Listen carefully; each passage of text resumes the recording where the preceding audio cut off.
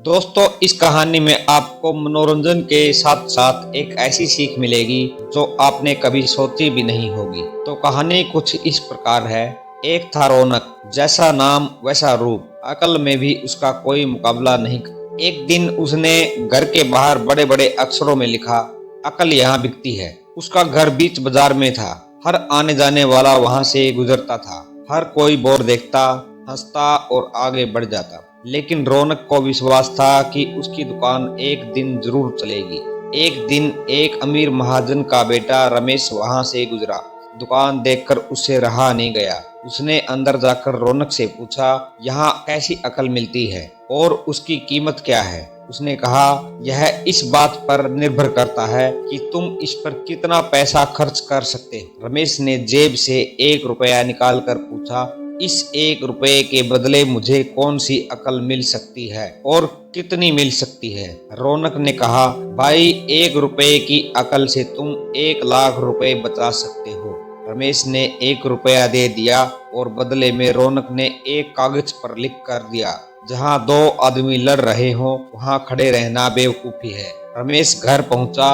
उसने अपने पिता को कागज दिखाया। कंजूस पिता ने कागज पढ़ा तो वह गुस्से से आग बबूला हो गया। रमेश को कोसते हुए वह पहुंचा अकल की दुकान। कागज की पर्ची रौनक के सामने फेंकते हुए चिल्लाया, जो मेरे बेटे ने तुम्हें 1 रुपया दिया था वो मुझे वापस दो। रौनक ने कहा, ठीक है, लौटा देता हूँ, लेकिन शर्त यह है कि तुम्हारा बेटा मेरी सलाह पर कभी अमल नहीं करेगा। कंजूस महाजन के वादा करने पर रौनक ने उसे 1 रुपया वापस दे दिया। उस नगर के राजा की 2 रानियां थी। एक दिन राजा अपनी रानियों के साथ जौहरी बाजार से गुजरा। दोनों रानियों को हीरो का एक हार पसंद आ गया। दोनों ने सोचा, महल पहुंचकर अपनी दासी को भेजकर हार मंगवा लेंगी। संयोग से दोनों दासियां एक ही समय पर हार लेने पहुंच गई। बड़ी रानी की दासी बोली, मैं बड़ी रानी की सेवा करती हूँ, इसलिए हार मैं लेकर जाऊंगी। दूसरी बोली, पर राजा तो छोटी रानी को ज्यादा प्यार करते हैं, इसलिए हार पर मेरा हक है।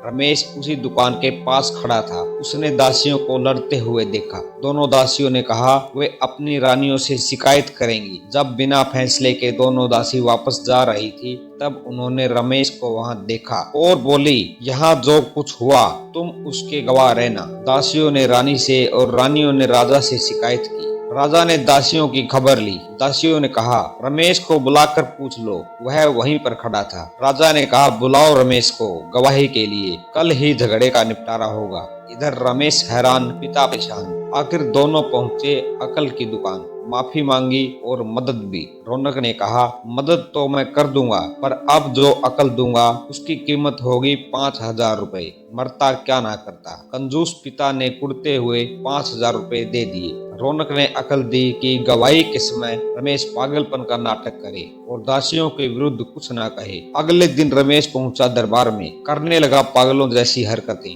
राजा ने उसे वापस भेज दिया और कहा, पागल की गवाही पर भरोसा नहीं कर सकते। गवाही के अभाव में राजा ने आदेश दिया, दोनों रानी अपनी दासियों को सजा दे, क्योंकि अब पता लगाना बहुत मुश्किल है कि झगड़ा किसने शुरू किया। बड़ी रानी तो बड़ी खुश हुई, लेकिन छोटी रानी को बहुत गुस्सा आया। जब रमेश को पता चला कि छोटी रानी उससे नाराज है, तो फिर हो गया वो अपनी सुरक्षा के लिए परेशान। फिर दोनों बाप और बेटा पहुंचे अकल की दुकान और रौनक से कहा, बताओ कोई छोटी रानी के गुस्से का समाधान। अब रौनक ने कहा, इस बार अकल की कीमत होगी 10,000 रुपए। पैसे लेकर रौनक बोला, अब तुम्हारे पास एक ही रास्ता है, तुम वो हार खरीद कर छोटी रानी को उपहार में दे दो। रमेश और उसका कंजूस पिता सकते में आ गए और बोले, अरे ऐसा कैसे हो सकता है, उस हार की कीमत तो 1 लाख रुपए है। तब रौनक ने कहा था ना उस दिन जब तुम पहली बार आए थे कि 1 रुपए की अकल से तुम 1 लाख रुपए बचा सकते हो। इस प्रकार रमेश को हार खरीद कर रानी को भेंट करना पड़ा। उधर अकल की दुकान